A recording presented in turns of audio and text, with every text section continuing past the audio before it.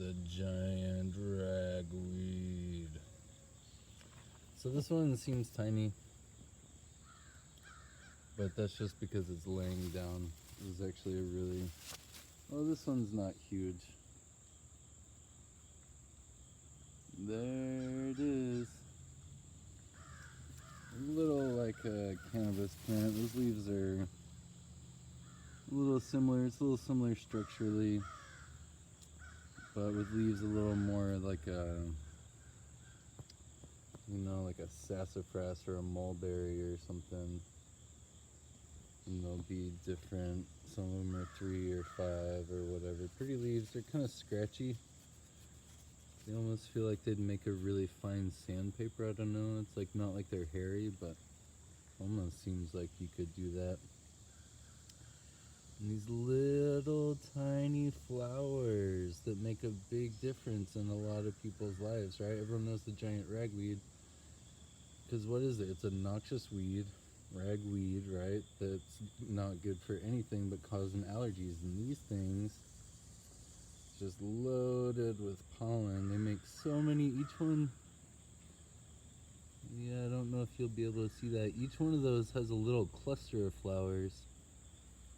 They are in the Asteraceae family. Make those clusters.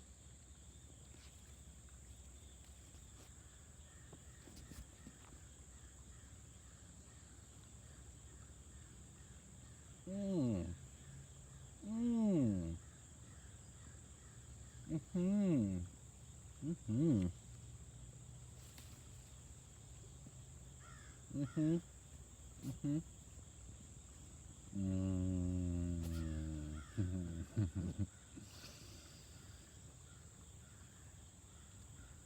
Yeah, that's nostalgic too. That's actually kind of delicious. I kind of forgot.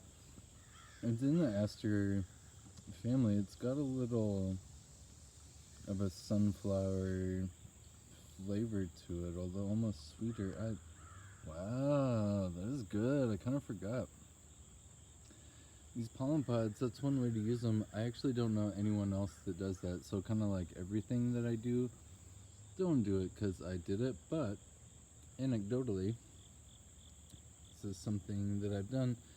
And I had a girlfriend, I was back here, and Bailey was really having bad allergies with this stuff. Like a lot of people have really, really bad allergies with this stuff, right?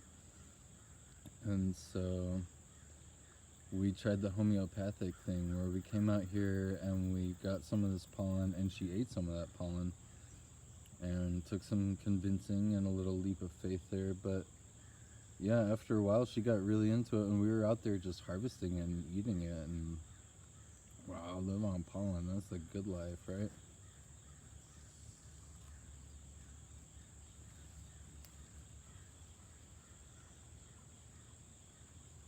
Like, ask a bee. Bees got all the energy all the time.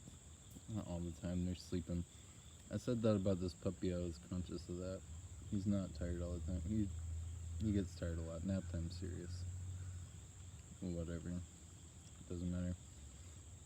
But so I eat these, and she ate those, and yeah, I hope that their allergies. She wasn't allergic once she got it into her, which is something common. That's something about homeopathy, that if you're having allergies, actually ingesting a little, well, counterintuitive, can often be the remedy, and you build up resistance, kind of like what they call immunizations and stuff. They give you a little bit of the disease, and you build up resistance.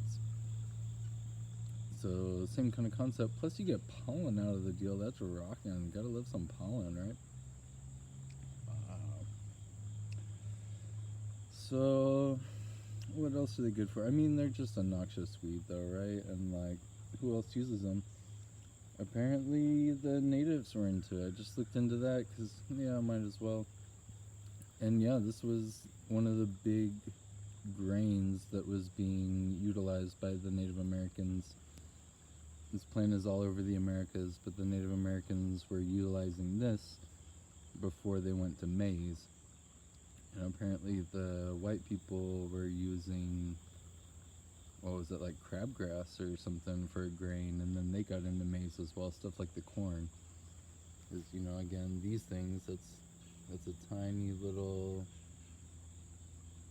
bunch of tiny little seeds. Makes a lot of seeds, but tiny, tiny, tiny. But they're rocking and awesome. They make, what was it, something about like 1.5 million pollen granules a day or something. They just are prolific producers of this pollen. These little flowers, which each turn into a little seed, which is about 50% protein, crude protein, and one of the linoleic, one of the omegas, maybe omega-6, which is really, really, really critical in our diet. There's not a whole lot of sources of omegas, and there's like 3, 6, 9, and it's like head, heart, and skin, and joints, and all kinds of things we need those omegas for.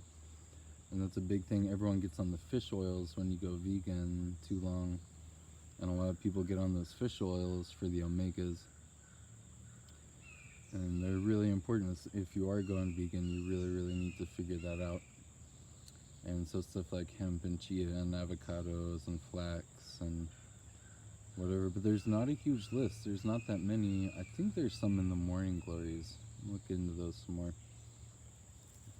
But there's definitely quite a bit in this, and while this is not the biggest, they get a lot bigger. There were a lot bigger plants that were being utilized, probably selective breeding by the Native Americans before this one fell out.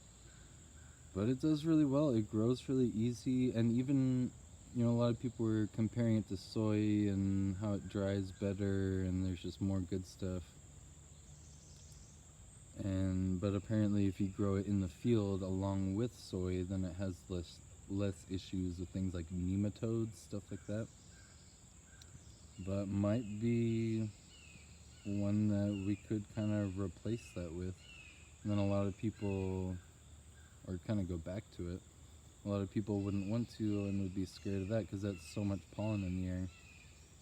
And so either eat some local pollen and honey, or eat some pollen, maybe don't do it because I said I don't know anyone else that does that, but options. But there's medication that's made specifically for this, and that's actually what it's made from. It's like a homeopathic thing, even if you're getting kind of like the pharmaceutical model. They're actually just making it from this. I'm so sorry, I'm really, really terrible at this. Did we get it? Yeah, we got it, yay.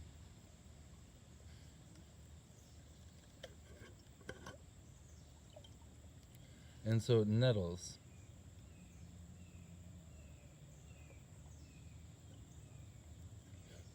I'm not drinking this one.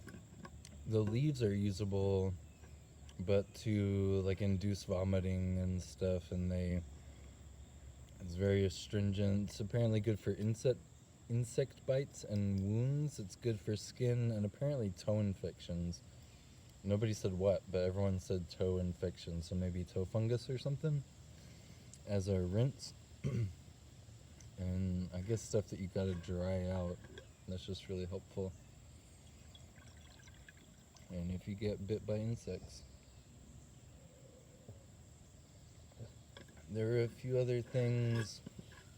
The roots were used for like stroke and menstruation problems, which is a problem for everyone. Let's figure that out. And strokes are serious business. I had a heat stroke. You notice how half of my face and my mouth is kind of paralyzed? It's partly my stroke thing, heat stroke, but still a stroke. So good to know. I didn't know that, but I think that's the roots. Something, maybe the leaves for pneumonia, or maybe that's the roots too. Just saying, there are some things that it has been used for. Whether it will treat those, or it's never used the C word.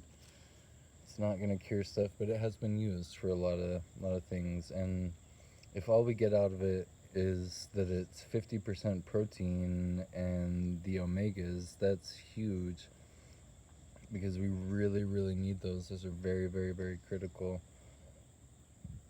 nutrients to have in those oils and fats and proteins. This is a great source, and it wants to be growing. It's a really obnoxious weed. Once you got it, you got it. And there's some big, nice stands, but everyone's knocking them down. No one wants it because the pollen. Again, maybe you can get into that homeopathically. I don't know. I'm not here to suggest or recommend, or I do, and that's a thing, and now you know, and do whatever you want to do with your life. But look into it and see. This might be one to look into, though, as a future crop. And then, yeah, maybe just if we ingest some of that pollen, and then we'll be alright with that. Just eat more local honey and you'll be okay, right? Or take the pharmaceutical drug option. But it's kind of the same sort of thing, that you're just getting a homeopathic dose of it. And so good to know. Right now, allergy season, the nettles are really great antihistamines. So drinking some nettles, but I don't really have problems with them. So when they make it, then I just got food.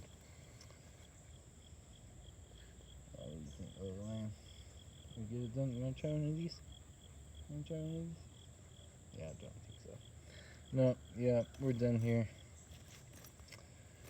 Giant ragweed. Did it. Ragweed. Cool.